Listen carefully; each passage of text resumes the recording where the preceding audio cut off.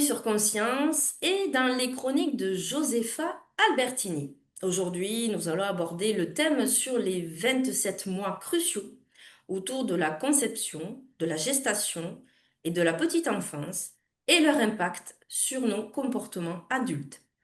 Bonjour Josefa, comment vas-tu bien aujourd'hui? Bonjour Sophie, mais comme tu le dis précisément, je vais bien. Allez, tu es prête pour la première question? C'est parti, oui. Comment les 9 mois avant la conception influencent-ils déjà notre structure émotionnelle et nos croyances inconscientes? Alors, avant de répondre à cette question, Sophie, je crois qu'il est fondamental de poser les bases du concept de mémoire cellulaire, ou autrement dit, de mémoire périnatale, progescence, afin de bien comprendre le sens. En fait, il s'agit d'un concept souvent exploré dans certaines approches thérapeutiques, comme la kinésiologie pour ma part, mais aussi la thérapie cellulaire, par exemple. C'est un concept, bien qu'il n'est pas issu, hein, de la médecine conventionnelle, qui met en lumière l'importance, en fait, des périodes autour de la conception, de la grossesse et de la petite enfance. En fait, son idée centrale repose sur le principe que le corps, pas qu'une enveloppe charnelle, mais c'est vraiment une mémoire vivante. Ces bases posées, on pourrait débuter, si tu veux, par se poser quelques questions. Si notre histoire, en fait, elle ne commençait pas à notre naissance, mais bien 9 mois avant notre conception. Ou si nos cellules se souvenaient de tout, même des émotions de nos parents. En fait, nous avons souvent l'illusion que nos peurs, nos blocages, notre besoin incessant de performer sont le fruit de notre éducation consciente. Pourtant, il y a un pan entier, on va dire, de notre psychisme qui est régi par des mémoires cellulaires bien plus anciennes, celles qui s'inscrivent dans l'inconscient de l'intention des parents. Donc en fait, sais-tu que les événements vécus par nos parents, puis par l'enfant ou nous-mêmes, in utero et dans les premiers mois, laissent des traces profondes dans le corps et la psyché. Ces traces influencent nos schémas de vie, en fait, nos peurs, nos comportements d'adultes, et cetera. C'est pourquoi, en fait, les 27 mois fondateurs, en fait, sont des périodes vraiment cruciales durant lesquelles notre corps et notre esprit enregistrent des empreintes émotionnelles qui déterminent nos schémas de vie. Le contexte émotionnel dans lequel évoluent nos parents impacte directement les cellules de notre corps. Et bien qu'elles soient renouvelées, ces cellules, elles ont toutefois la capacité de retenir l'information, les chocs, les émotions vécues par nos parents. Alors aussi, si tu veux, à la naissance, l'enfant n'est pas une table rase, mais une somme d'expériences vécues via ce contexte émotionnel et ensuite, bien entendu, via le contexte in utero de la maman maternelle. Et ces traces, en fait, se manifestent souvent de manière totalement inconsciente et sont particulièrement visibles lors de situations de stress, de grands changements, mais également dans nos relations intimes. En quelque sorte, le projet sens est la charge émotionnelle du désir, mon désir, des attentes, des espoirs et même des conflits non résolus de nos parents. Et souvent inconsciemment, hein, ils n'ont pas pleine conscience de ce qui se passe et qui sont placés sur l'enfant qui va naître. L'enfant arrive par exemple en quelque sorte pour remplir un sens ou une mission définie par ses parents. On peut par exemple, c'est pour donner un peu plus de contexte, tu vois? Un enfant qui aurait eu fait une conception, une grossesse, pour un couple qui aurait beaucoup de difficultés à avoir l'enfant, ce dernier peut porter en lui inconsciemment le sens de la légitimité à exister ou la pression de la réussite pour justifier la difficulté de sa venue au monde.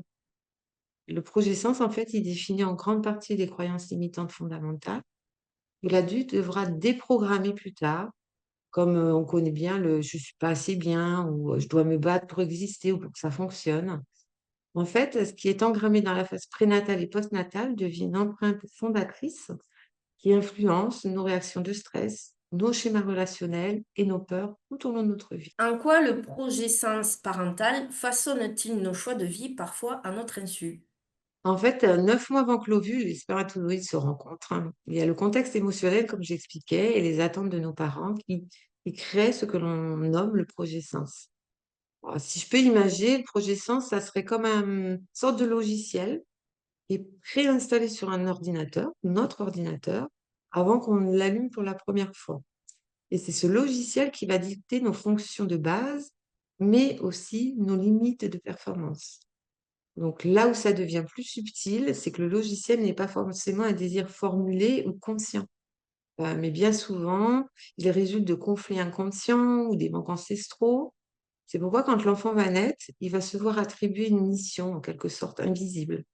En fait, en résumé, le concept de projet-sens, il façonne nos choix de vie de manière totalement inconsciente, car il pose un scénario prénatal et des programmes inconscients dans nos cellules. L'enfant, même avant sa naissance, si tu veux, il va être perçu comme une solution problématique, familiale parfois, ou au désir non réalisé des parents. Et ces attentes, elles vont être transmises de façon émotionnelle et non verbale. Et ça va devenir la mission de vie de cet enfant quand il sera dans l'âge adulte. Et bien souvent, c'est à son insu, parce qu'on n'en est pas du tout, enfin, on n'en est pas conscient du tout même. En fait, les mécanismes pour lesquels le projet sens influence nos choix sont au nombre de 3, je dirais. Il y en a en un, tu as l'imposition de schémas répétitifs. En 2, tu as l'influence sur les choix de carrière et les relations intimes. Et en 3, tu as la manifestation par des symptômes ou des blocages. Si on prend le premier mécanisme, donc l'opposition des schémas répétitifs, ces mémoires vont créer, si tu veux, des schémas qui vont se répéter tout au long de la vie d'adulte sous des formes de, entre guillemets, «mortelles habitudes» ou encore des situations toxiques récurrentes. On peut retrouver la fidélité inconsciente. L'individu, enfin l'adulte, hein, enfin l'enfant qui sera devenu adulte, il va être loyal à ce scénario initial, même s'il est douloureux, il va inconsciemment attirer ou reproduire des situations qui valident le sens de sa venue. Heu, Comme je dis, si, tu vois, par exemple, si l'enfant est enfin la conception de l'enfant est imagée ou imaginée ou désirée pendant une grande période de précarité financière ou même de guerre ou de perte matérielle, la mission, quand il sera adulte, sera d'apporter ou de garantir la sécurité matérielle et d'économiser sans cesse. Vraiment, même si tout va bien, ça sera vraiment son objectif de vie.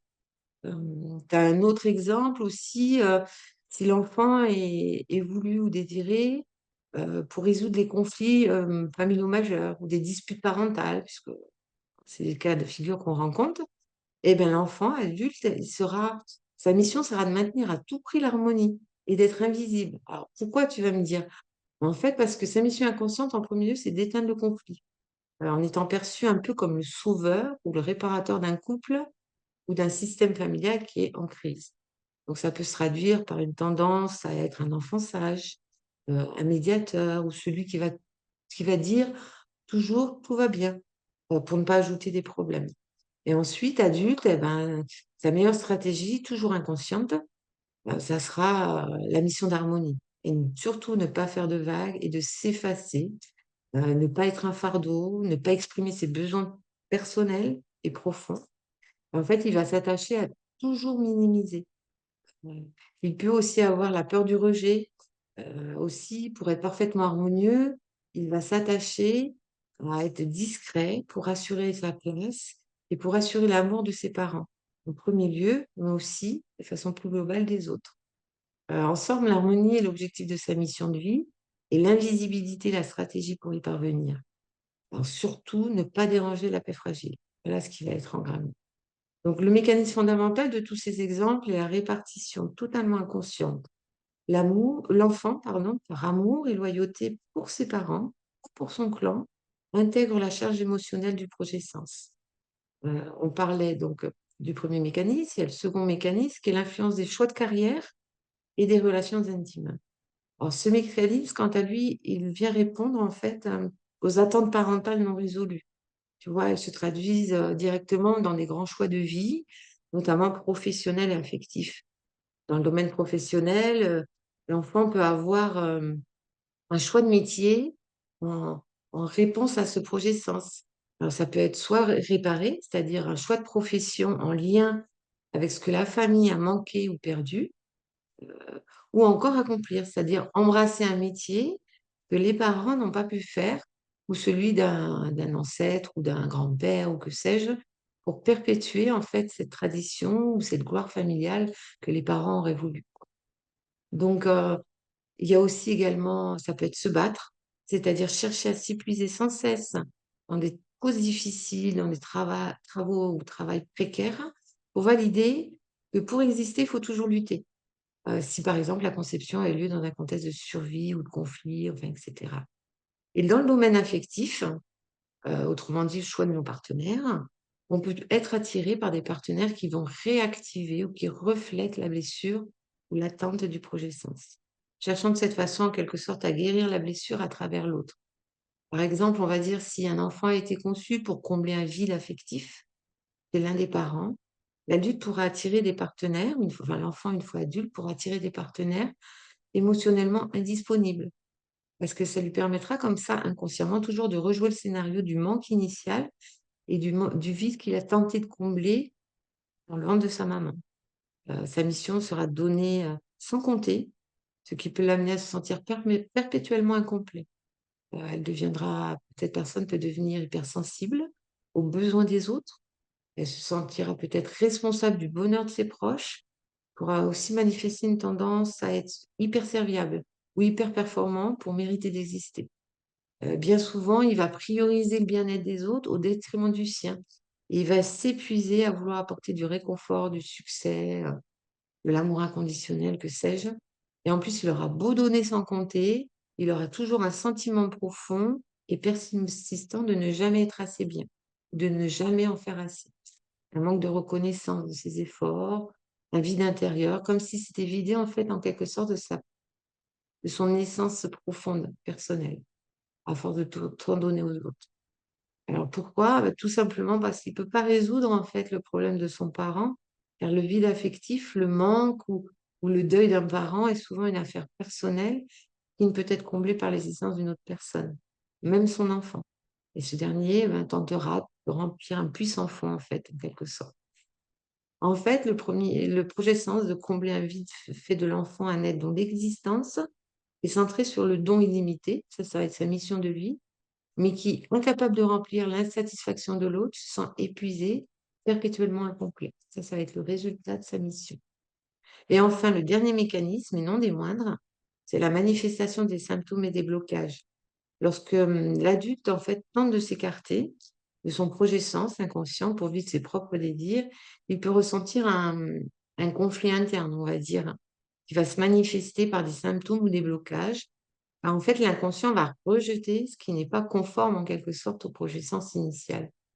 Donc ces blocages ou ces peurs, elles peuvent se traduire par des difficultés, soit prendre sa place, peur de l'autonomie, de l'engagement, anxiété face à des changements majeurs. Hem, le projet sens, en fait, en lien avec la mémoire cellulaire, il peut aussi se manifester par des symptômes physiques récurrents.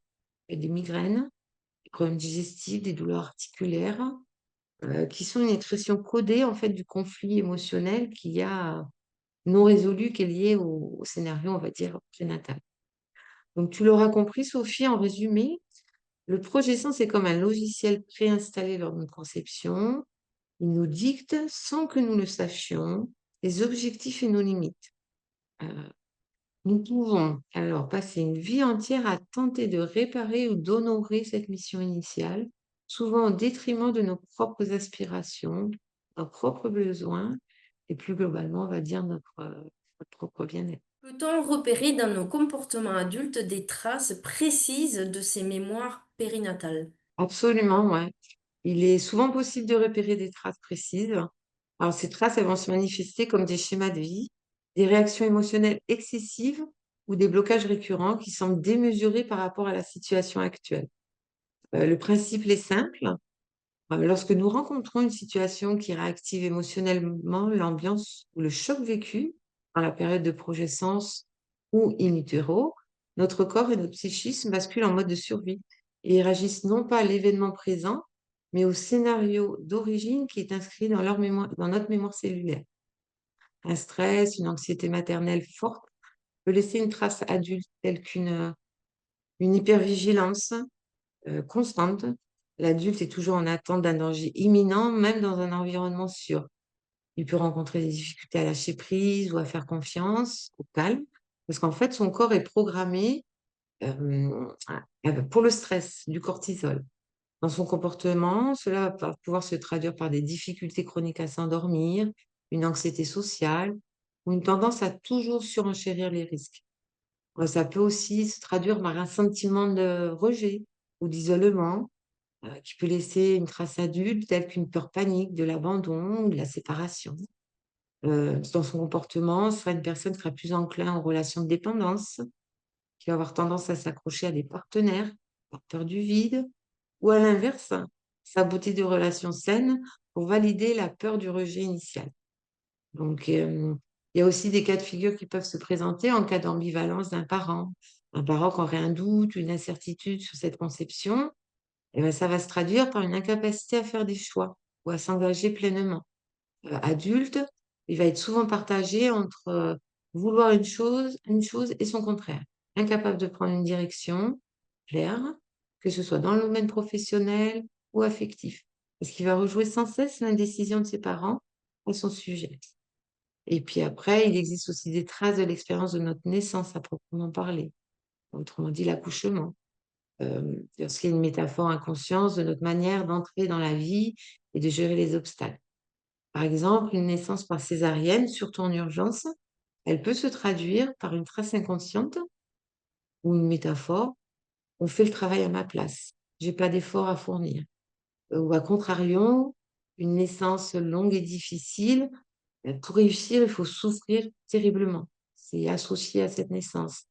Heu, une naissance au forceps ou au ventouse, je ne sais pas si ça existe encore, mais bon, j'ai besoin qu'on me tire pour avancer. Ce serait des gens qui auront besoin vraiment à chaque fois d'être, soutenus pour se mettre en action en quelque sorte.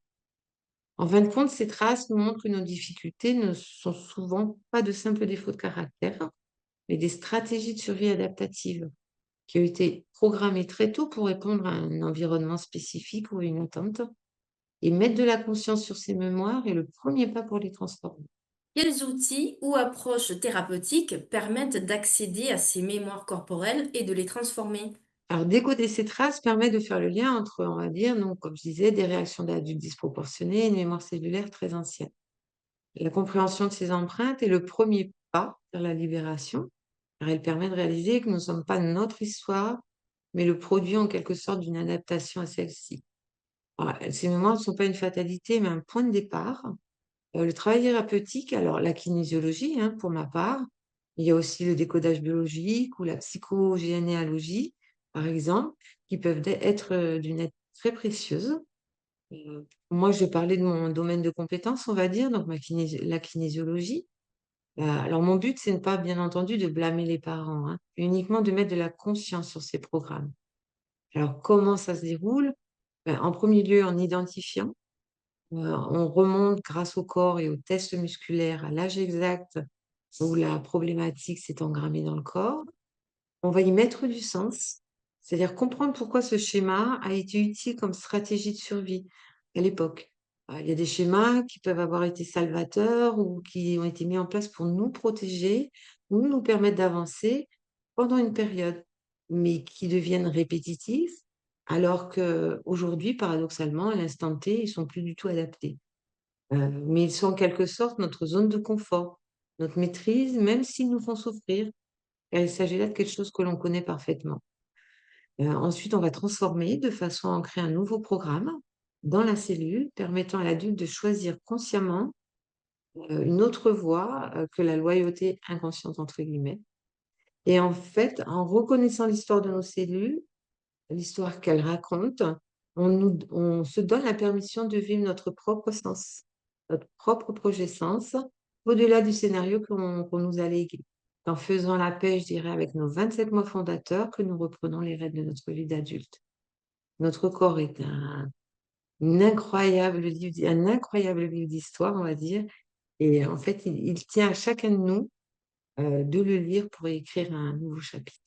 Eh bien, merci Josépha. On se retrouve la semaine prochaine sur Conscience et nous parlerons des fantômes de l'arbre, la mémoire transgénérationnelle. Merci. Au revoir. Au revoir.